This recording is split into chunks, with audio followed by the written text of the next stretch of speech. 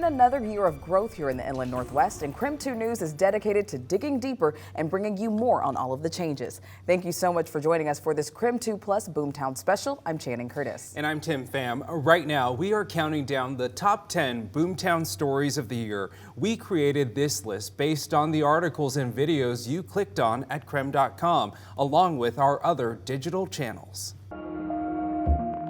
So let's get started with number 10. It's the first of several mega projects on this list. Work is now underway on the I-90 and Highway 41 interchange in Post Falls. You can expect a lot of changes to this area over the next 3 years. First, the Idaho Transportation Department says this interchange in Post Falls on Celtice is shifting just north of I-90. Traffic will then be controlled by a single signal at the center of the interchange. IDT says the project will improve safety, increase capacity, and provide better connectivity to State Highway 41. Now, since the interchange is shifting north, the current signal at Ross Point Road and Celtice will be removed and replaced with a stop sign. Highway 41 will also be shifted west to connect at Celtice and Herborn Place instead of Ross Point Road. The redesign also lengthens the I-90 westbound off-ramp so that it will no longer curve. Construction is expected to wrap up by summer 2025. Reporting in Post Falls, Amanda Rowley, KREM 2 News.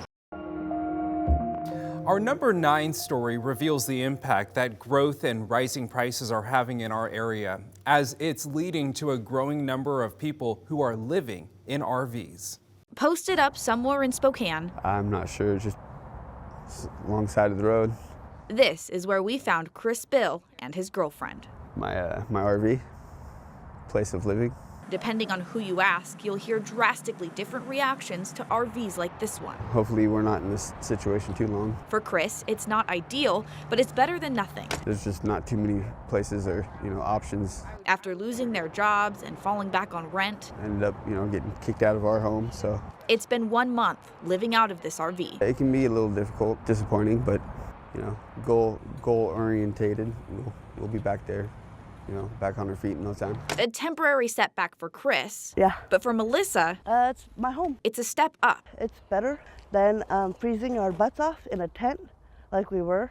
A different perspective on an RV Melissa's called home for 2 years. When you're out here, this becomes your home. She's been homeless for 11 years. I just got tired of paying bills, and that's the truth. Once on the streets, getting back inside seemed impossible.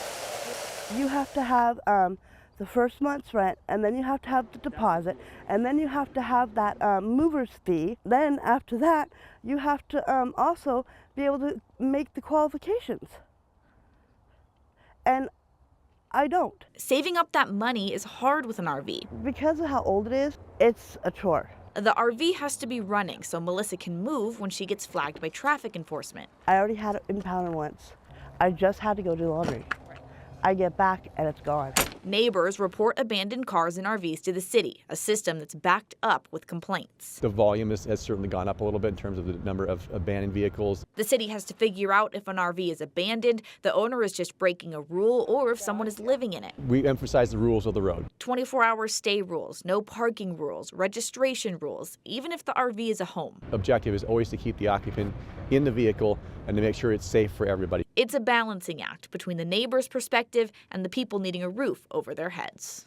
So when I talked to city spokesperson Brian Coddington, he explained that RVs are also much harder to tow away for the city. When one ends up abandoned and on the street, it ends up costing $1,000 for the city for each RV that they have to tow. That's hundreds of dollars more than just a regular abandoned car. In Spokane, Nicole Hernandez, KREM 2 News. As we just saw, growth isn't always easy. It's a sentiment also felt across the border in Post Falls, Idaho. At number 8, we take a look at how the North Idaho city is adjusting to a population boom. Post Falls has always been a town most people just pass through. But lately, more and more people are driving into, moving into, and shopping in this border town. My sister and I have been doing this about 15 years. Longtime locals, like the owners of My Favorite Things, are adjusting. Definitely more people are still discovering us. There's more people to discover us. The city's population is at almost 40,000. And so we're having to learn how to live with more people. A transition Come on up, guys. that isn't easy for everyone. The real feeling in the town is, man, the streets are getting harder to travel. There's just so much more traffic. You see it in everyday life. And that growth isn't stopping anytime soon. So there's still some of that. Post Falls Mayor Ron Jacobson has had to adjust personally and help the city adjust. We are not out trying to recruit residential growth. Instead, Mayor Jacobson recruits new shops, restaurants, and jobs to keep up with the people moving here. We hear people that say, you've got to quit approving annexations and permits because houses are getting too expensive. Well, economics, supply and demand. People are moving here, so the less housing, the higher the prices. Plus, the city actually approved a lot of these new buildings over a decade ago. To me, that's smart growth. Growth that is getting closer to the Rathdrum and Coeur d'Alene borders every year. I mean, it used to feel further away when we drive over to Coeur d'Alene. A developer recently bought 1,000 acres of empty land between Post Falls and Coeur d'Alene. I have mixed feelings because with more people, I do want to greet them and welcome them. But welcoming change is a tough adjustment. They've been made to feel like they're not very welcome. Some shunned by neighbors, unhappy with the newcomers. Probably if we were all to sit around and talk to each other, most of us probably share similar emotions and feelings about why you want to come to a place like this. So let's preserve it. The booming population in the inland Northwest means there is a desperate need for more housing. At number 7, we have a look at how the historic McKinley School in Spokane may offer one solution.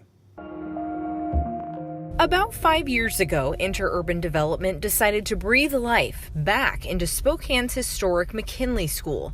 Spokane native Rob Brewster is behind the plans to renovate the building into a mix of restaurants, apartments, and office space. The way to make East Central and the Sprague Union District more successful is to bring in housing. Brewster and his associate, Steve DeWalt, say the city of Spokane's water sewage project on Sprague put their plans on hold for about 2 years. Had we started that project back when we thought we should start it, back after 12 months of the original CSO process, we would have been opening a building up to a giant mud pit and mound of dirt all across the front of it. So it made no sense. Once the city completed the CSO tank project, the McKinley building faced yet another hurdle: rezoning.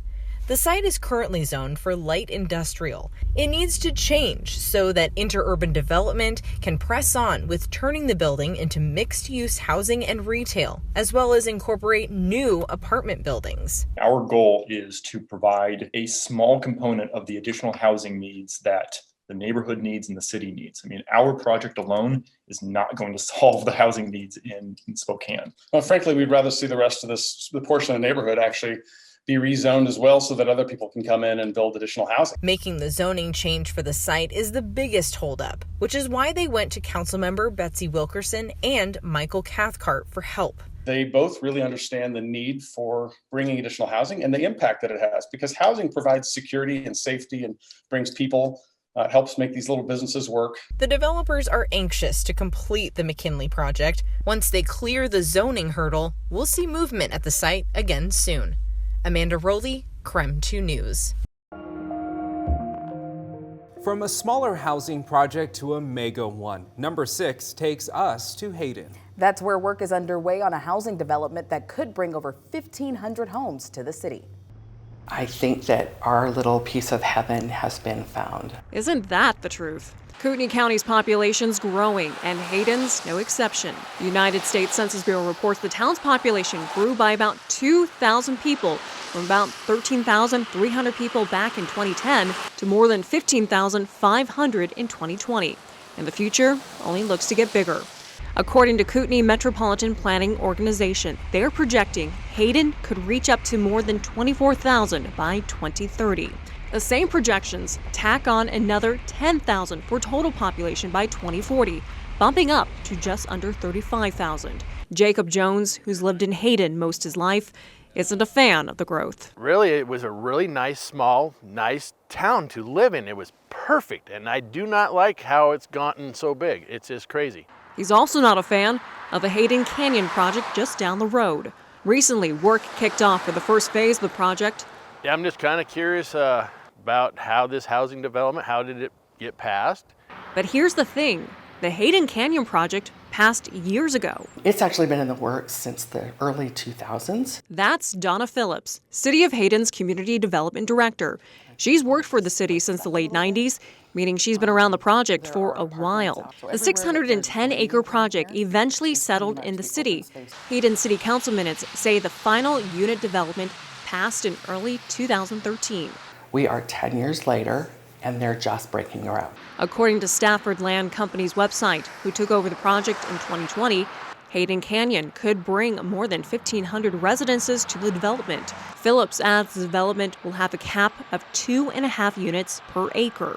Hayden residents have shared concerns about traffic, water, and infrastructure, as well as the impact to public space. Phillips says the development has to dedicate 40% of the property for open space as part of the annexation requirements, which adds up to about 240 acres.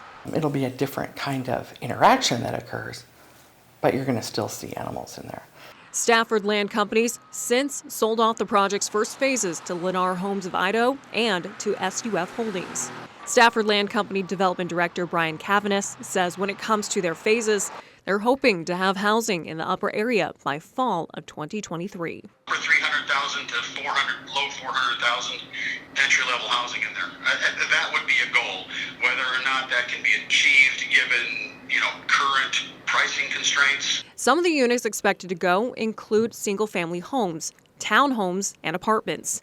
The Hayden Canyon project is also expected to feature some mixed-use property with commercial space on the bottom and residences on top.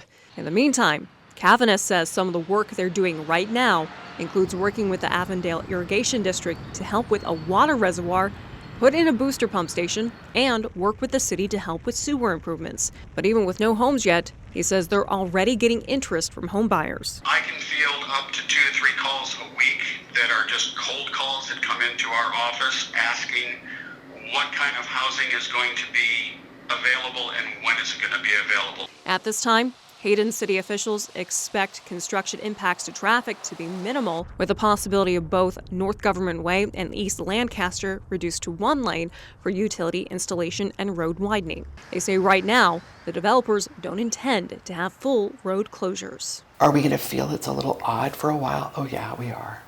In Hayden, Cody Proctor, KREM 2 News.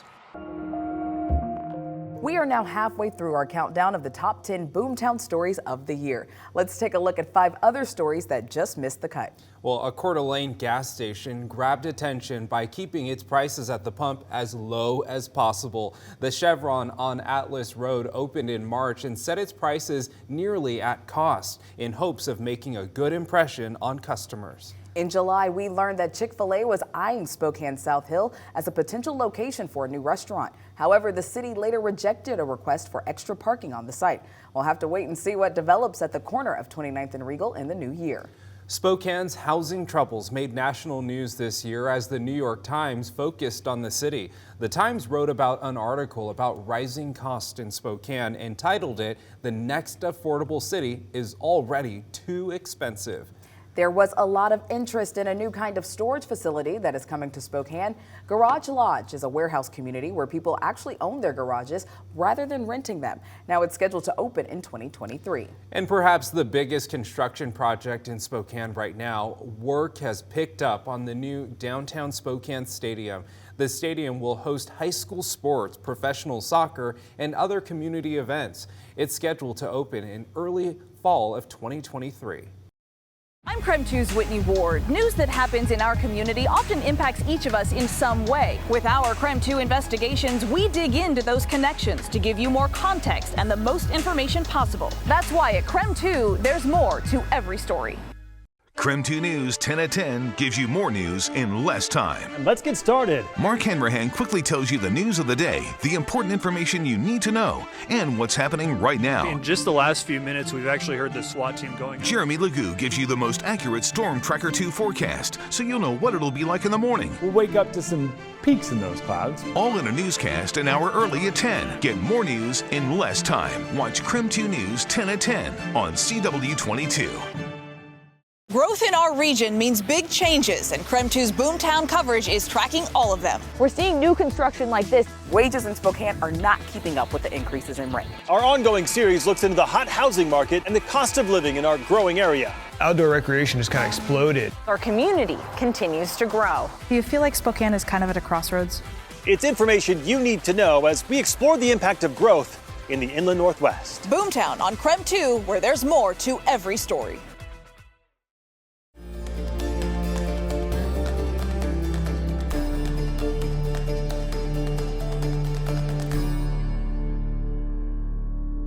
Thank you for joining us on KREM 2 Plus as we count down the top stories of the year. Now, our list is based on the stories and the videos that you watched on KREM.com and our other digital channels. I'm Channing Curtis. And I'm Tim Pham. We are now at our number 5 story, and it has us following the money. KREM 2 News tracked down how much Spokane's homeless crisis is costing and who is paying for it.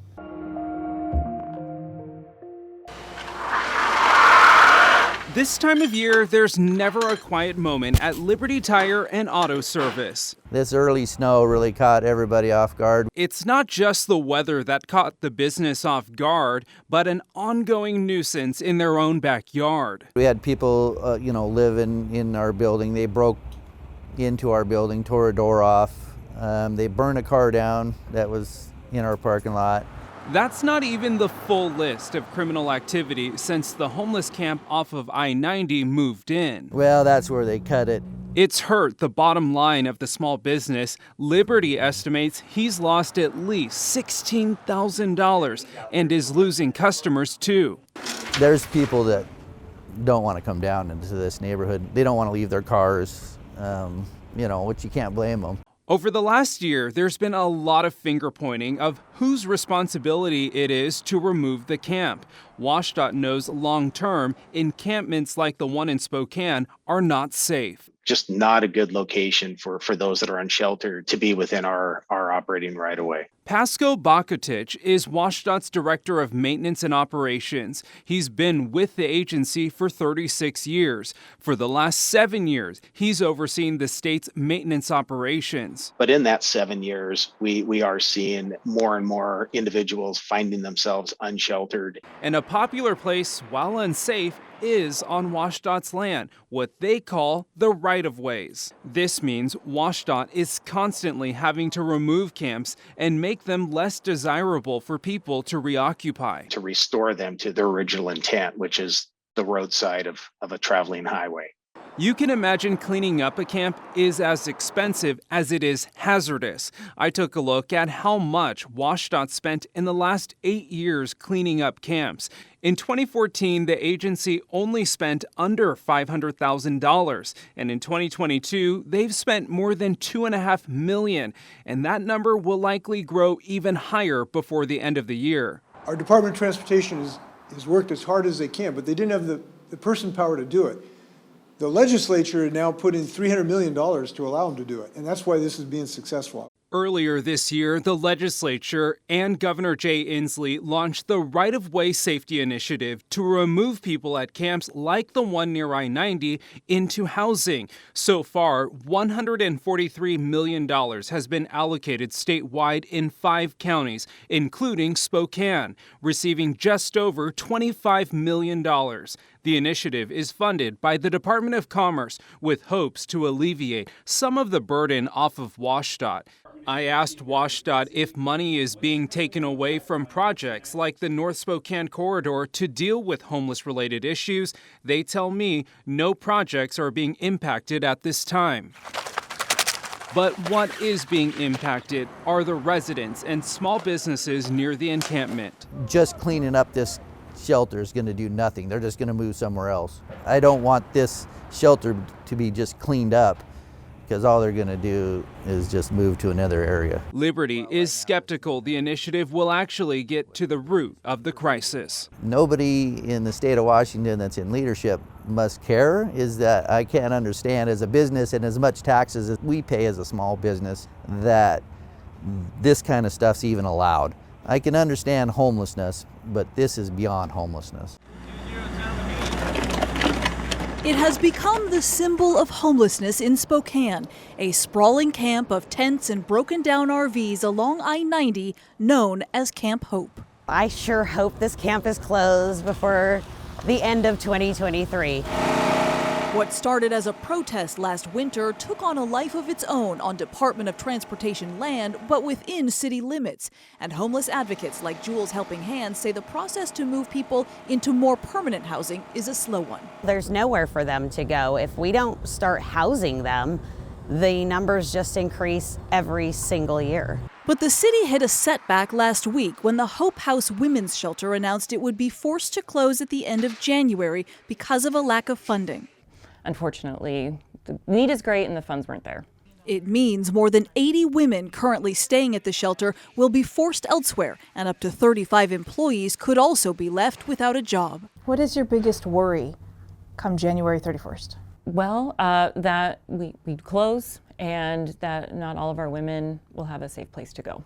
But city leaders say there may still be hope for Hope House as the 2023 budget is still being finalized. Meantime, homeless advocates across the city believe as Spokane's population continues to boom and the homeless population right along with it, city leaders will need to start focusing more on long-term housing solutions instead of just shelter beds. Still, the brand new Trent Avenue shelter is filling a need for nightly bed space. It's also now being touted as a resource center, a model city leaders are borrowing from Houston, Texas. They move people indoors into a navigation center with the expectation that you're going to be assessed there, you're going to be connected to services, and that is where you wait out your housing options. And it's a much better plan than leaving them in an encampment out in the middle of a field in our winter months. But despite the new shelter, Camp Hope remains. The mayor says DOT's refusal to clear it has cost taxpayers more than $500,000 in garbage cleanup, private security, and police overtime. We've spent now over $600,000 on their property and the impact the activity on their property is having on the neighborhood and on businesses. And that's not the only money being spent. Earlier this year, state legislators approved $144 million specifically to tackle homelessness in state-owned right-of-ways, like this one where Camp Hope now sits.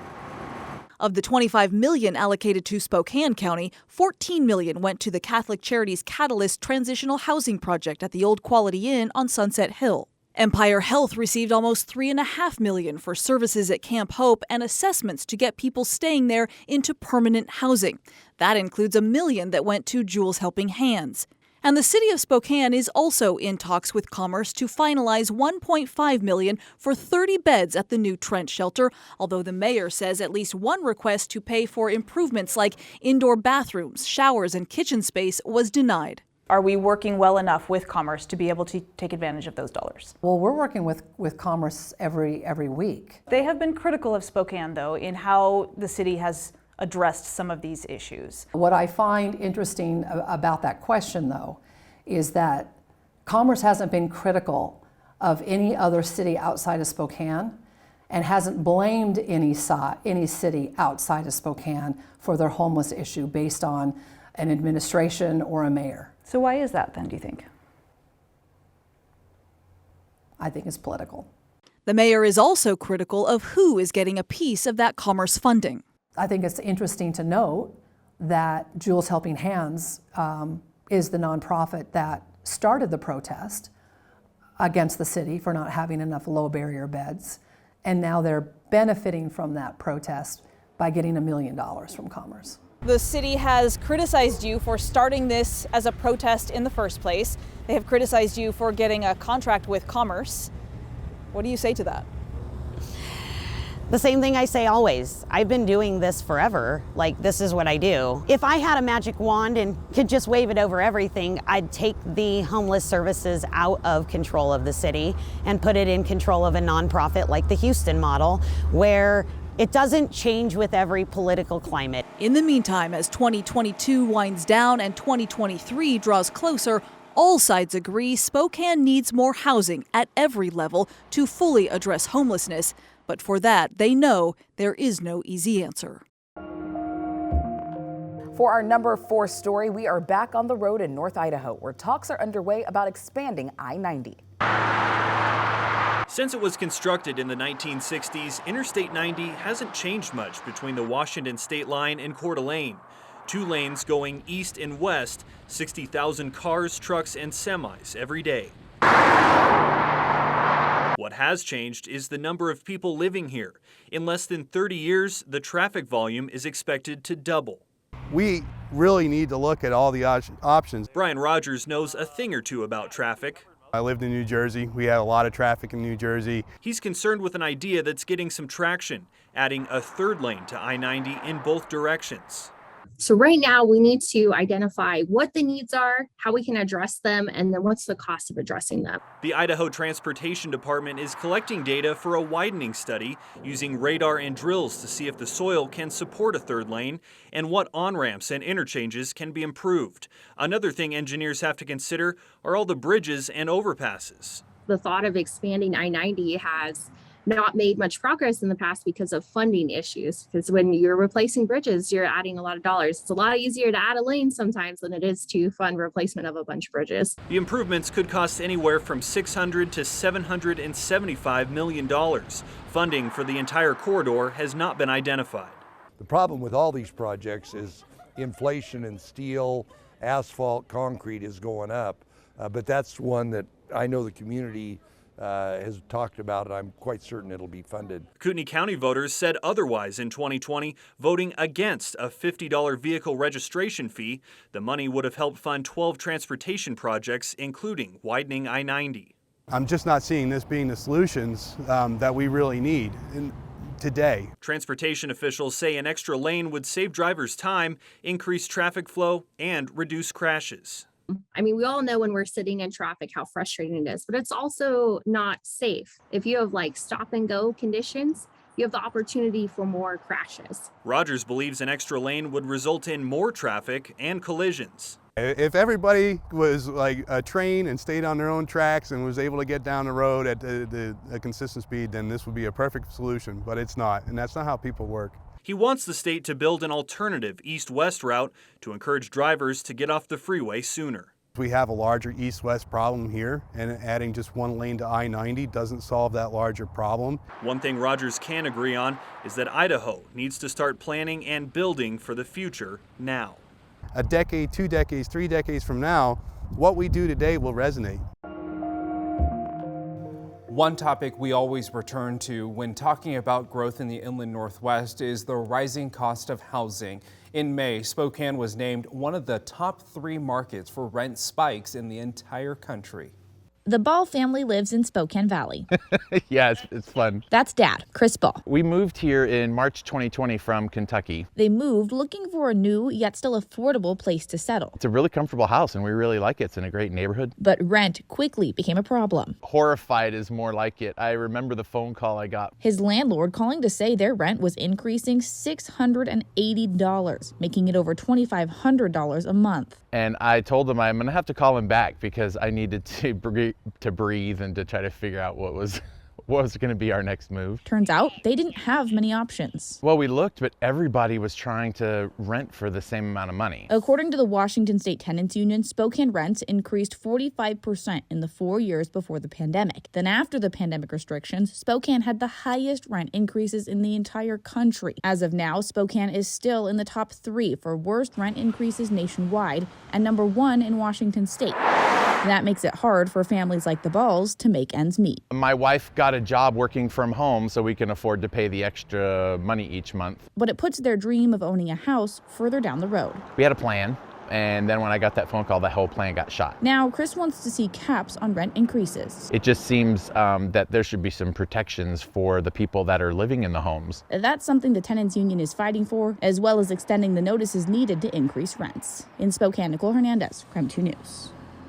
We have made it to our number 2 story, and it's one that's been talked about since the 1940s. And that, of course, is the North-South Freeway and the eternal question of when it will ever be completed.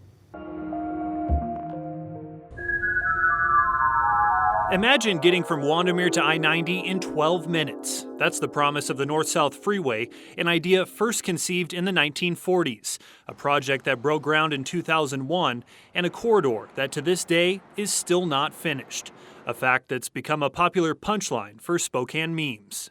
You know, I like to reference it as a mythical unicorn, but it's going to come to fruition. We're going to see the fruits of the labor and it finally connect to I-90. WSDOT Communications Manager Ryan Overton says the freeway should be finished by 2028. That's the latest estimate, at least.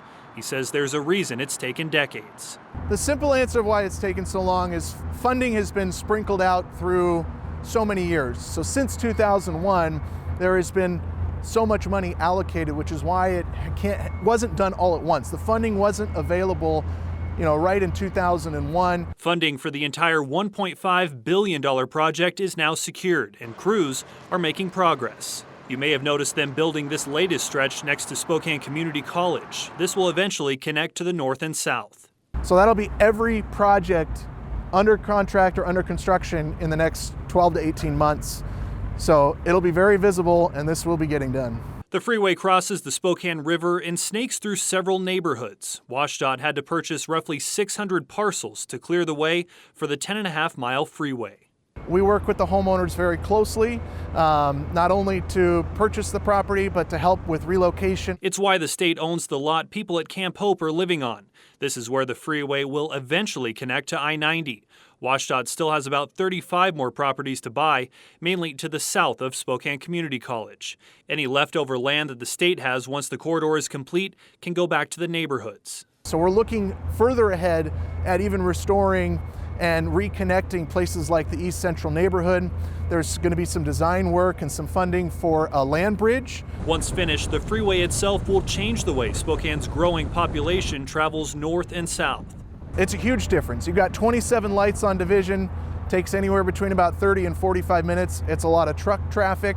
All of that will be diverted onto the North Spokane corridor, free flowing, reduces emissions, travel times, and it allows us to reimagine other places such as Division. The 6-lane, 60-mile-per-hour freeway will also provide faster, easier access to neighborhoods along the way.